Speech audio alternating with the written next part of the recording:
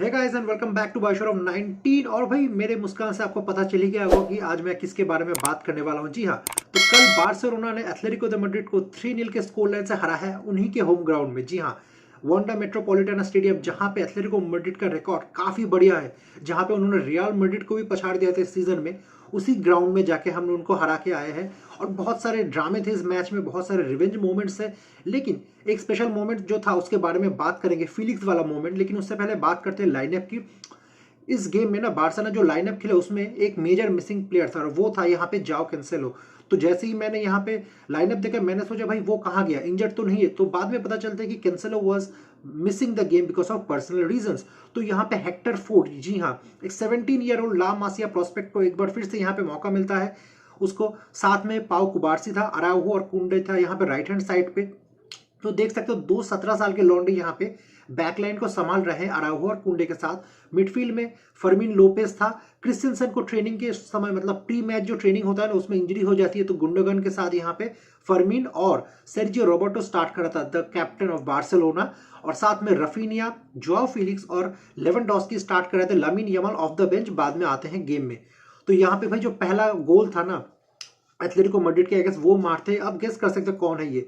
जी हाँ, उन्हीं का लौंडा जो अभी लोन पे बार्सिलोना में खेल रहा है यहाँ पे, जोआओ फिलिक्स। शानदार एसिस्ट यहाँ पे उनको देते हैं लेवेंडोस्की और जोआओ फिलिक्स। एक मतलब स्मूथ एंड सिल्की फिनिश करते हैं और ज्यादा सेलिब्रेट नहीं करते हैं जैसे कि उन्होंने बार्सिलोना के होम ग्राउंड में किया था, लेकिन फिर भी समझ सकते हो कि एथलेटिको मैड्रिड के फैंस की कितनी जल रही होगी जब यहाँ पे फिलिक्स ने उनके अगेंस्ट स्कोर किया।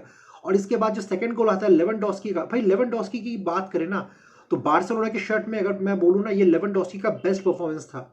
पिछले साल भी कोई ऐसा परफॉर्मेंस नहीं था जिसको आप बोल सकते हो कि बहुत बढ़िया था, Lewandowski was out of the world. लेकिन कल वो दिन था 17 मार्च को। जी हाँ, 17 मार्च 2024। इस मार्क को ना मतलब इस डेट को ना मार्क कर लो, क्योंकि लेवेंडोस्की ने कल ना सिर्फ एक गोल मारा, 2 असिस्ट दिए, लिंकअप प्ले किया, डिफेंसिवली भी हेल्प किया, सब कुछ किया। मतलब एक सीनियर प्लेयर को जो करना चाहिए टीम की हेल्प करने के लिए, जहां पे ज्यादा यंगस्टर्स है, उसने वही किया कल। तो दूसरा गोल था वहां पे रॉड्रिगो डिपॉल की गलती थी, वो लोरेंटे को पास करने गया वहां पे और लेवेंडोस्की के पास बॉल आ गया, गुंडोगन ने बॉल लिया, सॉरी रफीनिया ने वहां पे बॉल को स्नैच कर लिया और लेवेंडोस्की को दे दिया। लेवेंडोस्की ने एक टाइट पोजीशन से, सैविज था उसके साथ डिफेंस कर रहा था, मतलब बॉल को इंटरसेप्ट करने की कोशिश कर रहा था सैविज, लेकिन वहां पे लेवेंडोस्की ने एक डिफिकल्ट पोजीशन से फार कॉर्नर के ऊपर गोल मारा जो कि काफी मुश्किल था। हाइलाइट्स में अगर आप देखोगे ना गोल को, आपको लगेगा बहुत आसान था भाई ये गोल, लेकिन ये गोल लिटरली बहुत डिफिकल्ट था। और 47 मिनट के ऊपर बार्सा को 2-0 की लीड मिल जाती है। लेकिन असली स्किल तो तब आता है जब 64 मिनट के ऊपर लेवेंडोस्की बेसिकली यहाँ पे टर स्टेगन एक लॉन्ग बॉल डालते हैं और वो बॉल लेवेंडोस्की रिसीव करने के बाद एक शानदार एक ब्राजीलियन टच दिखाते हैं और इस बॉल को दे देते हैं भाई कुंडे की तरफ। और कुंडे उस बॉल को ले जाते हैं एकदम राइट हैंड फ्लैंक के ऊपर और फिर उसको इनसाइड में लेवेंडोस्की को पास करते हैं। लेवेंडोस्की पिन पॉइंट एक क्रॉस डालते हैं और ज्यादातर जो फोकस था ना वो लेवेंडोस्की के ऊपर ही था, क्योंकि थोड़ी देर पहले ही उसने स्कोर किया था बार्सा का मतलब दूसरा गोल। तो Fermin Lopez out of the blue वहां पे अनमार्क्ड आ जाते हैं और एक शानदार हेडर मार के बार्सा को 3-0 की लीड दिला देते हैं।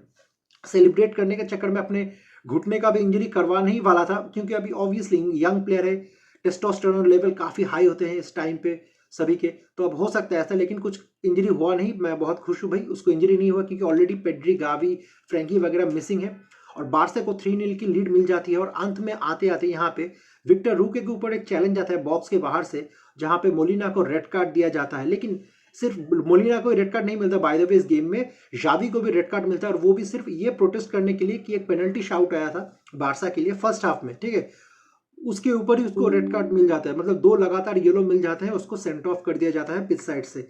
तो मतलब रेफरिंग तो बहुत ही गंदी हुई थी कल के गेम में।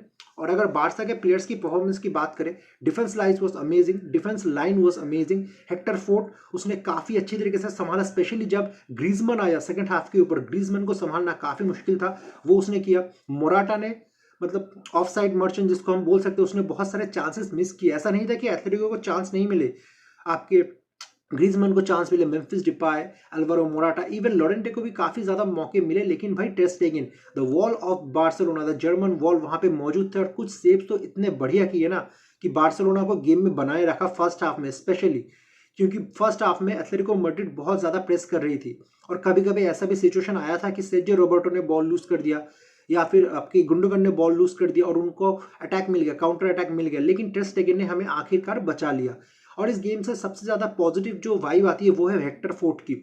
हम सबको पता है कुबारसी is very good, man of the match जीता पहली चैंपियंस लीग गेम में। लामिन यमाल सेकंड हाफ में आते हैं, वो भी अपना खेल दिखाते हैं अच्छा खासा।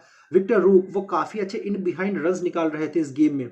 और साथ ही में जो बाकी के प्लेयर्स भी आए ना, मार्क कसाडो कल उसका लालिगा डेब्यू हुआ, उसने भी डिसेंट खेला, लेकिन मुझे इंप्रेस किया सबसे ज्यादा हेक्टर फोर्ट ने, क्योंकि कैंसेलो बाल्डे के जाने के बाद से ना लेफ्ट फ्लैंक को ओन कर रहा था कैंसेलो, और वहीं पे उस जगह को फिल करना बहुत मुश्किल था कैंसेलो जैसे प्लेयर का, और वो बखूबी करके दिखाया एक 17 साल के लॉन्डे ने जिसका नाम है हेक्टर फोर्ट। और आने वाले टाइम में ना बारसा का फ्यूचर होगा ये बंदा, क्योंकि ये बंदे में ये राइट है फुटेड है जहां तक मुझे पता है हेक्टर फोर्ट, लेकिन ये राइट बैक खेलता है और लेफ्ट बैक भी खेल सकता है। काइंड ऑफ आप बोल सकते हो कैंसेलो जैसा ही है, लेकिन यंग है।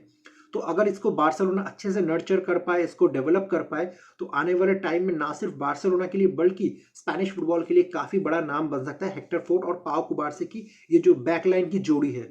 तो मतलब कल की गेम को जीतने के बाद बेसिकली बार्सिलोना यहाँ पे 8 पॉइंट पीछे है अभी रियल मैड्रिड से, और हम लोग जिरोना से ऊपर आ गए हैं, क्योंकि जिरोना अपना जो पिछला गेम था वो हार चुका था। तो अभी बार्सिलोना सेकंड पॉइंट पे फिनिश कर चुकी है रियल मैड्रिड के पीछे, और 8 पॉइंट पीछे है। यानी कि मान लो रियल मैड्रिड अगर 1 या 2 गेम ना ड्रॉ कर ले, मैं ये भी नहीं बोल रहा रियल मैड्रिड हारेगा, क्योंकि पिछला मैच उन्होंने 4-2 से जीता था बेसिकली। तो रियल मैड्रिड अगर अपना 1 या 2 गेम भी अभी यहाँ से ड्रॉ कर देता है और बारसा अपने इस मोमेंटम पे चलने लगता है, तो बारसा के लिए बहुत इंपॉर्टेंट रहेगा कि वो लीग टाइटल के लिए अभी भी पुश कर सकते हैं।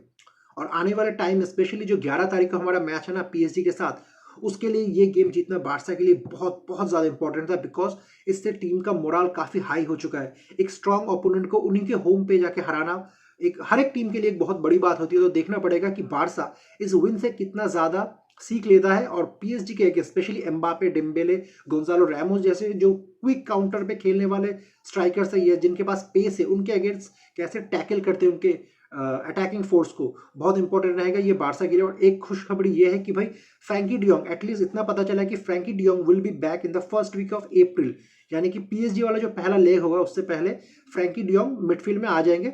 और पेड्री, जहां तक पेड्री का सवाल है, पेड्री को आते आते सेकंड लेग तक हो जाएगा, यानी कि आप समझ लो अगर सेकंड लेग में नहीं भी आता पेड्री तो एल क्लासिको तक तो पेड्री आ जाएगा। तो गाइज ये तो था एक छोटा सा मतलब रिव्यू नहीं बोल सकते इसको, एक instant reaction of Barça versus Atletico, या फिर एथलेटिको वर्सेस बार्सिलोना का ला लीगा गेम। और अगर वीडियो अच्छा लगा तो ऑब्वियसली लाइक जरूर करो, चैनल को सब्सक्राइब करना मत भूलना, और इस वीडियो को ज्यादा से ज्यादा शेयर कर दो अगर आप एक ट्रू बार्सिलोना ट्रू कूलर हो। ओके, तो मिलते हैं अगले वीडियो में बहुत जल्द, तब तक के लिए goodbye and see you soon.